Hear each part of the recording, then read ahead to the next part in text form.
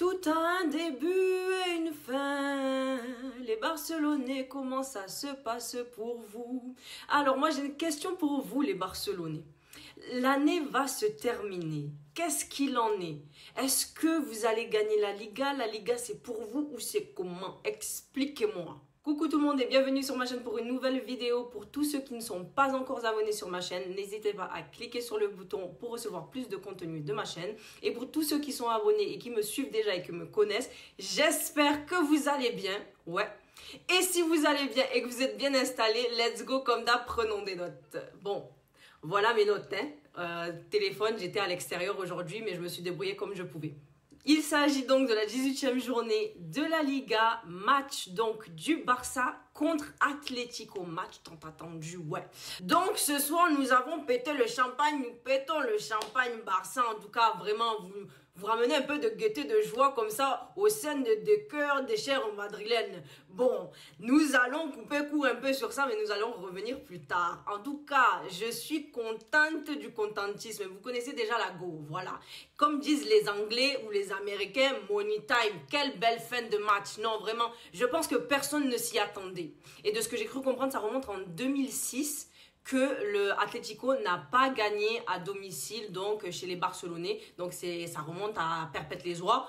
Voilà, ce soir, moi-même, j'ai annoncé auprès de mes proches que ce soir, il allait avoir un changement.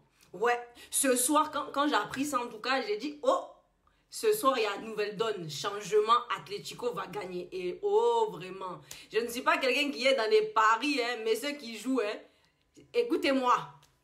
Écoutez-moi, écoutez la go. Non, mais je vous dis, là, vous voyez le sourire comme ça. Non, vraiment.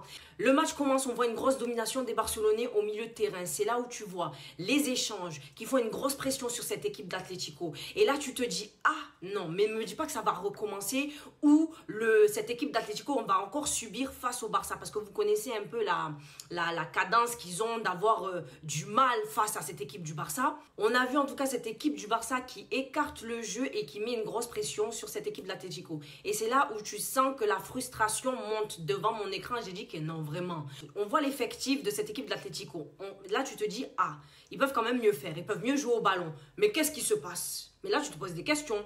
Donc, ne me dis pas que c'est vraiment cette malédiction-là d'Atlético face à cette équipe de Barça qui persiste. Parce que c'est vraiment problématique. Mais comme on dit, il y a la vision du spectateur, nous-mêmes. Et puis, il y a la vision du coach. Et ça a payé, non? On continue, on voit cette équipe de Barça qui continue de pousser. On voit Rafinha exceptionnel dans ses prises de balles. Sa manière d'accélérer le jeu et sa manière même de rentrer, de centrer et d'effacer ses adversaires sur le terrain. On voit un joueur spectaculaire. On voit même la progression de ce joueur. C'est là que tu te dis vraiment, il enchaîne les performances incroyables. Non mais Rafinha, vraiment, il est sorti de nulle part des critiques même. Parce que quand il est arrivé au Barça, c'était critiqué sur critique. Tu vois ou pas? Et puis là maintenant, c'est le padré même de la maison des Barcelonais.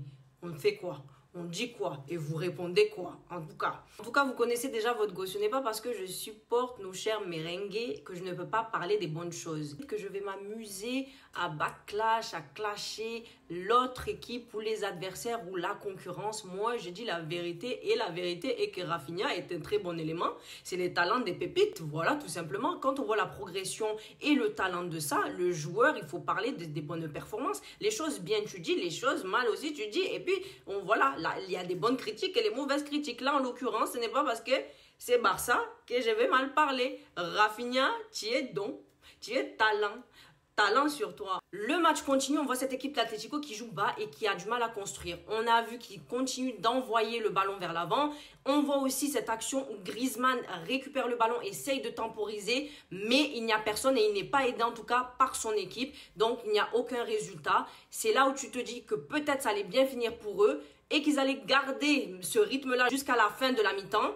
Mais qu'est-ce qui s'est passé? Changement des situations, une action menée par Pedri qui amène le premier score pour Barça, ouverture de score, ouais, voilà, tout simplement. Qu'est-ce que vous voulez que je vous dise? Les choses, ils ont été faites que les scores arrivent. Pedri, parlons un peu de cette action. On connaît les Pedri, il a l'habitude d'être critiqué. Mais en tout cas, sur cette action, on voit que Pedri rentre à l'intérieur, il fait cette combinaison avec Gavi et on voit un contrôle orienté.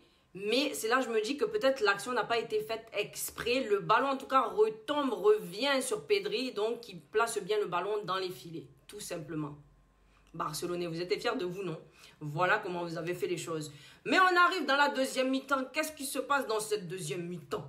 Dans cette deuxième mi-temps, on voit une grosse domination du Barça. On se dit que peut-être, oui, l'Atlético a essayé de mettre 2-3 choses en place pour essayer de changer la donne, mais ça n'a rien donné. Mais ils ne se sont pas laissés faire. Vaut bien retenir, voilà comment on dit. Donc, quand on pense que tout se passe bien pour le Barça, tout se déroule comme prévu pour eux, selon eux, hein, d'après eux, avec Grande Boca comme ça, on se dit que, bon, ça n'est fini peut-être de l'Atlético, mais qu'est-ce qui arrive 59e minute ou 60e minute? Premier but de De Paul. Ouais, Atlético arrive et score aussi, égalisation. Comment on fait les choses? Non, mais tu te dis vraiment, on peut être dominé, mais en même temps venir marquer des points. Est-ce que vous voyez un peu comment on fait les choses? Non, mais vraiment, quand vous dites tête dure est arrivé, tête dure était là. Après ce but-là, en tout cas, on a vu qu'Atlético a cessé d'exister. Où ils étaient? Je me pose la question. Atlético, tu étais où? On se pose encore les questions. Et puis là, tu te dis que non, vraiment, c'est fini pour eux. Ça en est fini pour eux, vraiment. Mais qu'est-ce qui se passe? Tout s'est encore joué plus tard. Oui. Dans le temps additionnel. Quand tu penses que tout est fini, ce n'est pas fini. Quand on vous dit que si ça n'a pas sifflé, s'il n'y a pas fin de match, tout peut arriver. Qu'est-ce qui est arrivé? Sorlo, qui arrive et qui conclut le deuxième but comme ça. Non, vraiment. Est-ce qu'on peut vous battre comme ça, Barcelonais? Vous êtes grand, non? Tête sur les épaules. Ouais, la prestance sur vous avec la grande bouche comme ça et haut-parleur et microphone grand ouvert. On vous voyait de partout. En tout cas, dans les commentaires, j'espère que vous allez être là. Parce que de toute façon, ils vous ont tapé ce soir. Je ne sais pas ce que vous allez penser. Je ne sais pas même si vous allez bien dormir. Noël, c'est la semaine prochaine, non? La liste, qu'est-ce qui s'est passé? Mais là, je me dis que vraiment, votre liste n'a pas été entendue, n'a pas été lui-même. Le Père Noël est passé au-dessus du stade de Barça. Il a regardé comme ça, il a dit, ce n'était pas pour vous, ce n'est pas pour vous ce soir. On continue même, il a continué avec son traîneau, ses serres et ça, tous ses cadeaux dans son traîneau. Mais Barcelonais, vous avez été vraiment méchant ou vilain ou peut-être moqueur et des façons comme ça que le Père Noël n'a pas voulu vous prendre en compte ou bien, je ne sais pas. Expliquez-moi. Qu'est-ce qui s'est passé? Barcelonais, vous avez pris une uppercut aussi? Vous avez enfilé les uppercuts comme ça, 2. Ce n'est pas une, mais c'est 2. Oh, knockout, comme ils disent en English. On vous a knockout. Technically, KO, knockout. Je ne sais pas, mais en tout cas, vous m'avez compris. Écoutez, moi, en tout cas, je suis contente, les Barcelonais. J'espère quand même que vous allez bien dormir, hein. Dormez bien quand même, reposez-vous parce que les fêtes approchent, c'est peut-être juste une passade pour vous, c'est des choses qui arrivent malheureusement et bien heureusement pour certains. Et puis voilà, le traîneau a juste décidé de dépasser ça et d'aller chez les Madrilènes, c'est tout. Voilà, qu'est-ce que vous voulez que je vous dise? Je ne suis pas pour cette équipe d'Atlético, mais en tout cas, chaque équipe qui est contre cette équipe du Barça, en tout cas quand il y a un match, je vais aller pour l'autre équipe.